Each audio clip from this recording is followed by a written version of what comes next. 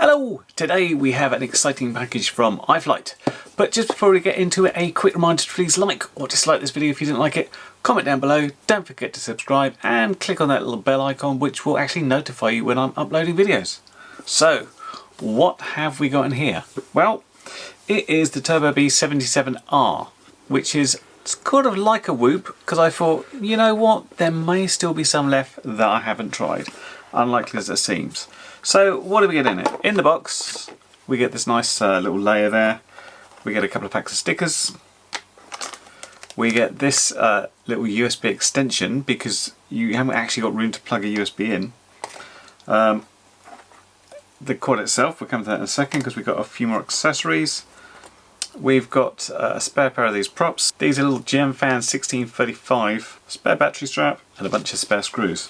So here is the quad itself, and I have to say I've looked at quite a lot of the Whoop style quads, and this really isn't trying to be a Whoop in the traditional sense. Yeah, it's got these protectors, but just looking at it I thought to myself, that is a pretty exciting and sexy looking design, I have to say.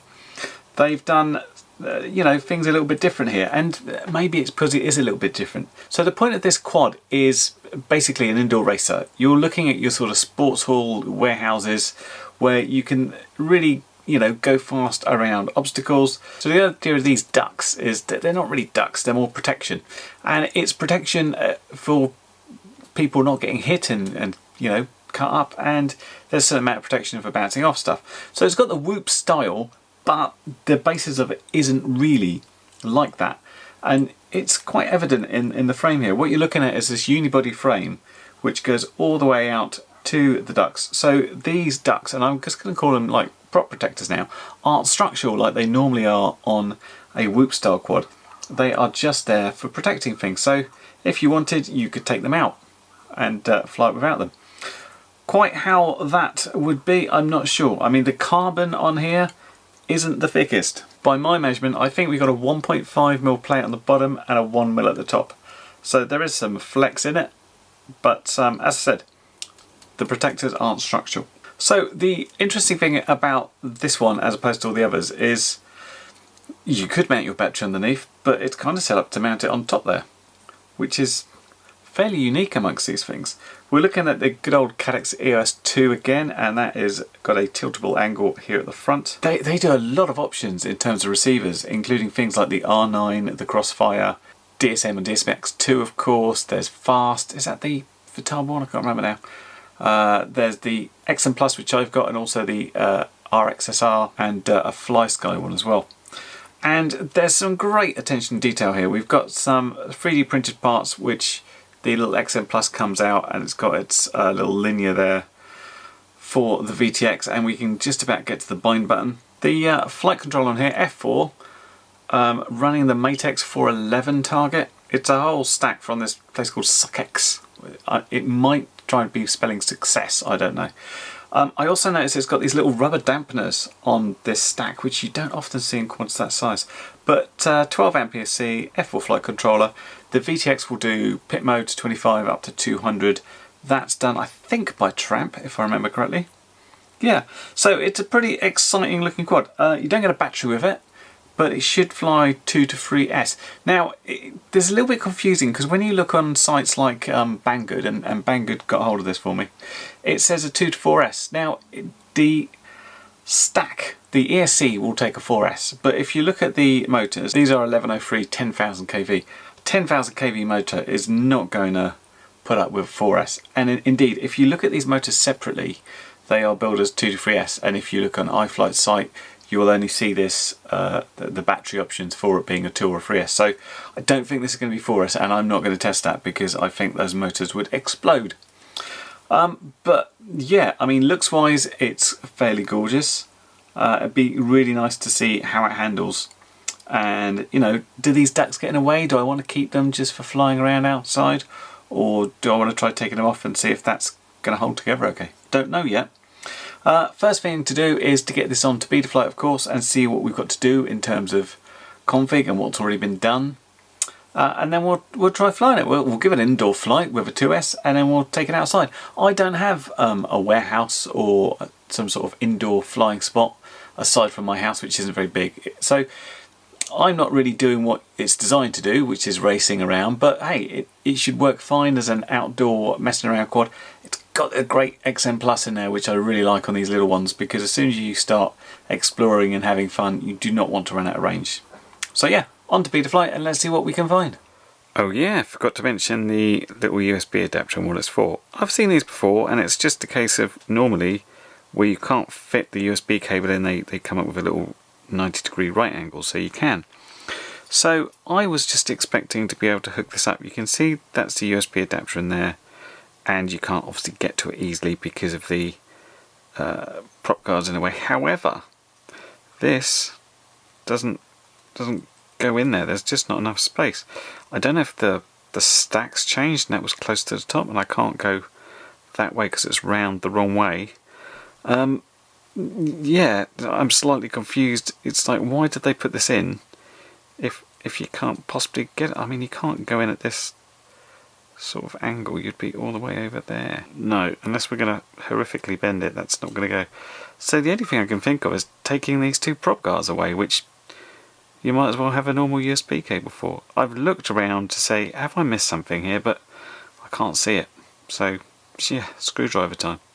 Well, there you go. You just take those motors off and hey presto, it fits. Of course, at this point you don't need the right angle adapter, so you might as well just plug it in normally. But hey, let's go to Betaflight now.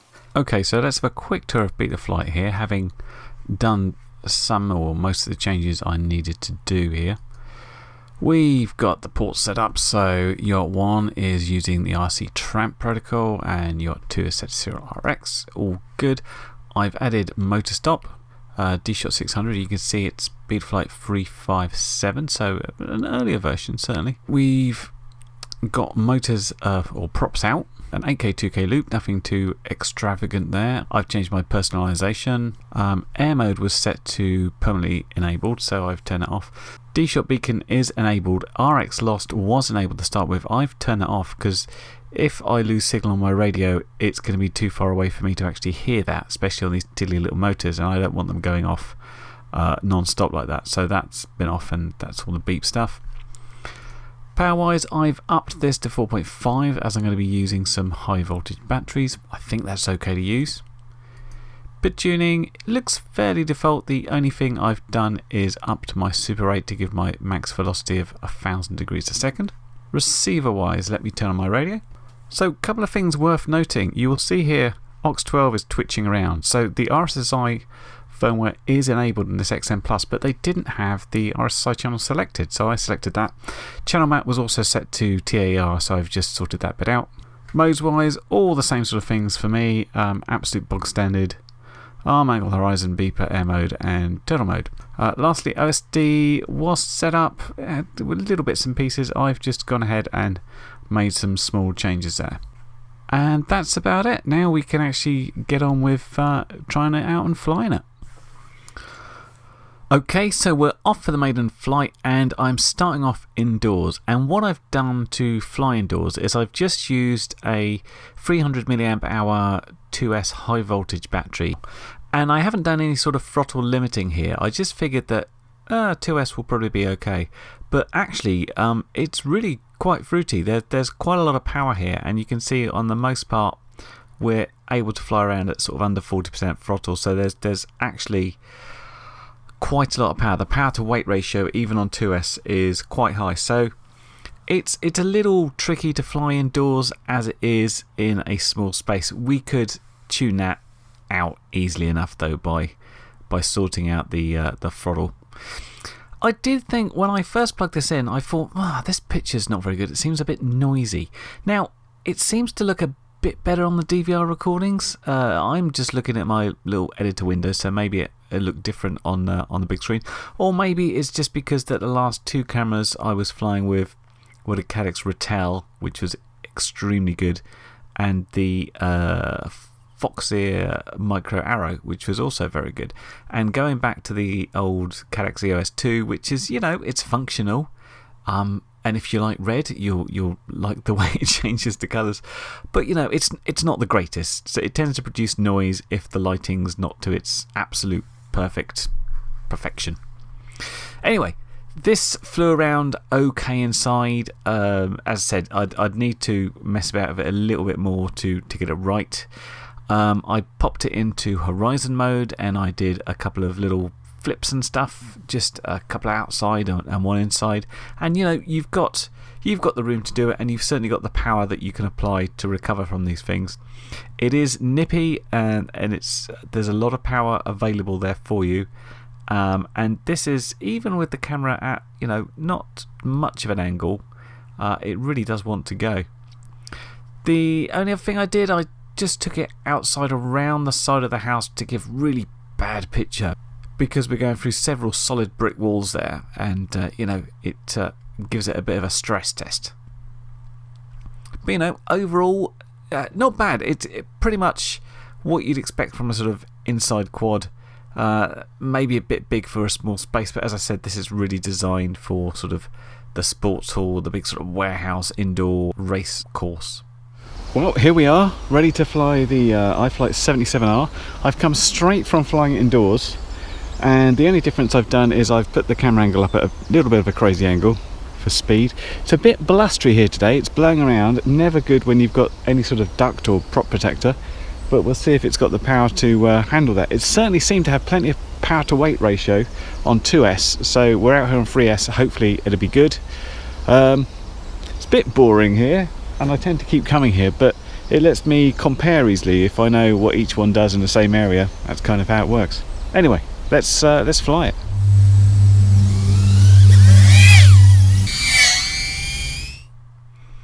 So we're outdoors here for the initial maiden on 3S, and it's, you know, it's not a brilliantly bright day. It's a little dim out here, and again, we've got some of that noise I was talking about with the camera, and I think you can see it a little bit more clearly now when I look at this, especially in a freeze frame. I can see, you know, the colours are a little bit mixed up and stuff, but just I think this is just EOS 2 for you. Not the greatest camera in the world, but it's certainly workable.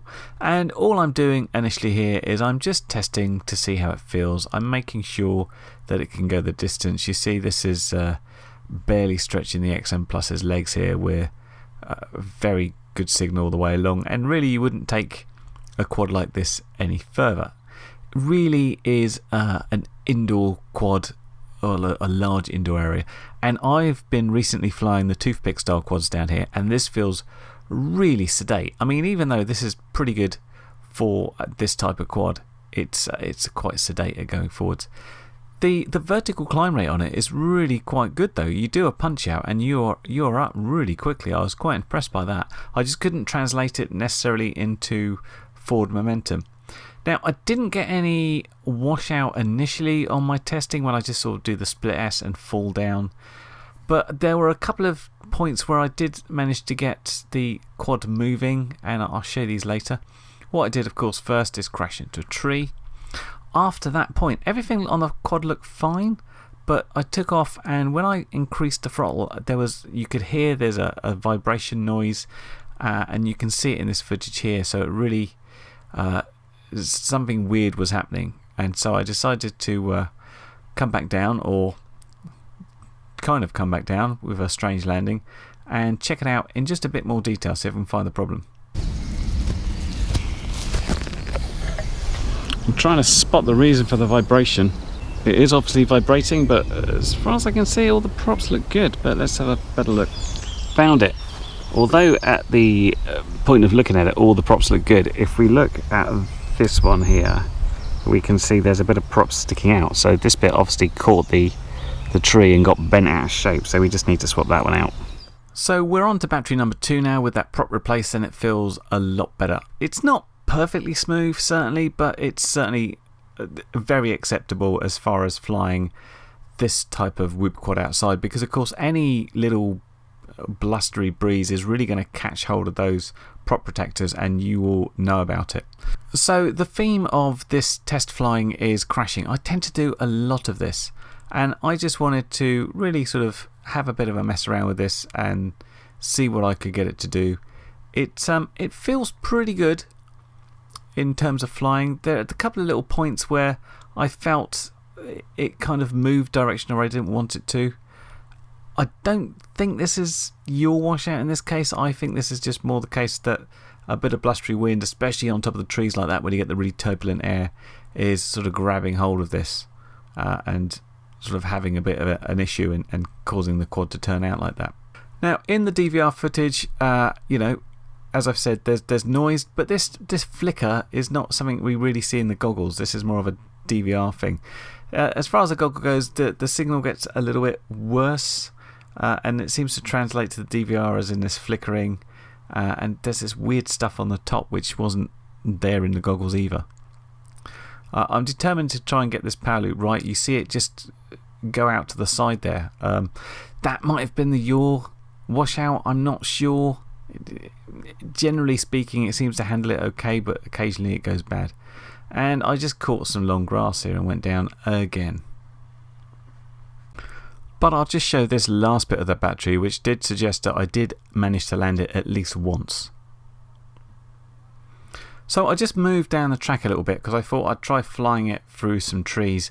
Again, conditions not brilliant with this camera, so we're off down the track, and actually it's looking alright at first glance. I'm just ever worried about little bits of grass and shoots growing. Stuff has grown really high here and I wasn't expecting that tree, and so down we go again. And you can see that while I was finding it certainly heated up. I changed the VTX to 200 milliwatts just to see what it would do, and it certainly didn't make the picture any worse. But yeah, it can heat up when left alone like that. I just wanted to make sure I could fly up and down there. So I'm stood at that tree shoot, so at least I know if I see me I need to go up high. This whole place had really sprung up in the last couple of weeks since I've been here.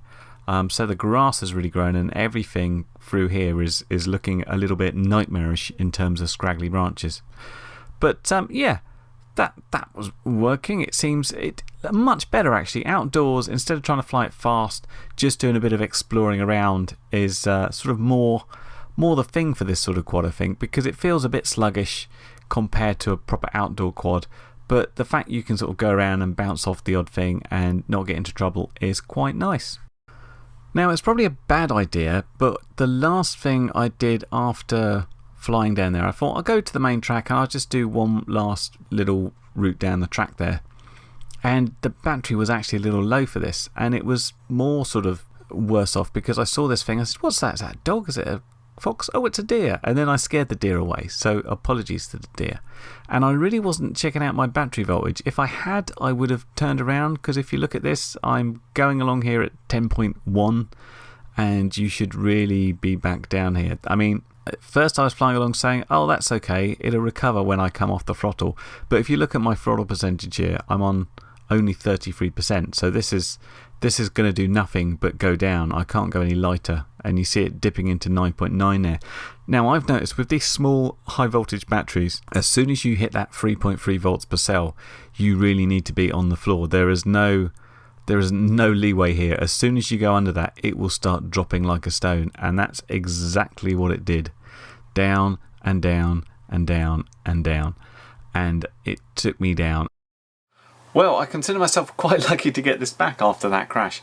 Of course, never take your battery as low as that. Big cock up on my mistake. Even if I treat my batteries badly, I at least hope I can get back again.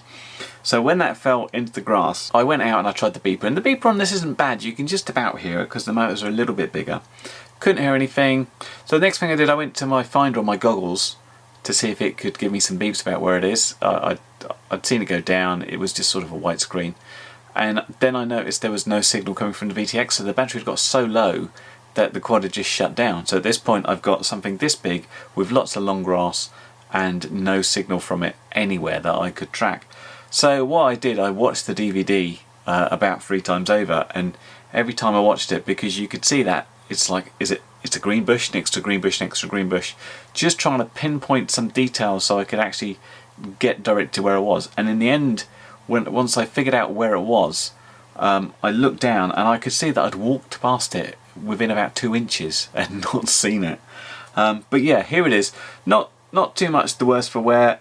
We lost one of the little antenna protectors, which is not a bad thing really, because that's not going to go anywhere. And we got a little bit scraped up there from that prop when it went, but everything's in pretty good shape. I have to say it can take a crash. I certainly crashed it more than I wanted to. So what is this like in summary? And it's a little bit tricky because I do think that this has been designed for a very specific purpose, and that is an indoor style race quad. And I haven't got that sort of facility to try it on. I haven't got anywhere large enough indoors to really let go of this, and it's a bit lackluster outdoors because, you know, you've got things like this which fly a lot faster but wouldn't be suited for indoors. So this might be a really great indoor racing quad. It certainly seems to have the power. It's got a very good power to weight ratio. Even on 2S this thing's fairly rapid, and these things would basically stop people getting props to the head and stuff. Now I thought maybe what I should do is take the ducks off and fly it without them to see if it is a lot better, but I kind of figured that, again, if you wanted to really fly this brilliantly outdoors, then you'd probably have a different quad. If you want to sort of go, you know, from indoor racing and do the odd little fly around a park, then you might have this. So I'm always a little bit worried I can't really do it justice because I'm not putting it in the right situation. It seems a pretty solid Whoop style quad. I really like the fact it's got this carbon fibre bit and these ducts aren't structural. The Caddx EOS 2 is what it is. For me, it seemed like it was a little bit noisier than the other EOS 2s I've had in these sort of quads, but have a look back at the DVR and see what you guys think. It's sexy looking and it flies pretty good, and if you are interested in indoor racing, this might be the one for you. And I think it really is that specific. If you want to go indoor racing, then this is a very good specific quad for it. If you want to do anything else with it, then it's perhaps not as good as some other ones. Anyway, this has been the iFlight TurboBee 77R, and it was kindly supplied by Banggood, thanks to them. And of course you see links down below if you want to check it out. I hope that review's been helpful, and I'll catch you next one. Bye for now. Well, you've made it to the end of the video, so thanks once again for watching. If you like what you saw, then please consider subscribing, and if you really like what you saw, then be sure to check out the link to my blog for a variety of ways in which you can help support this channel.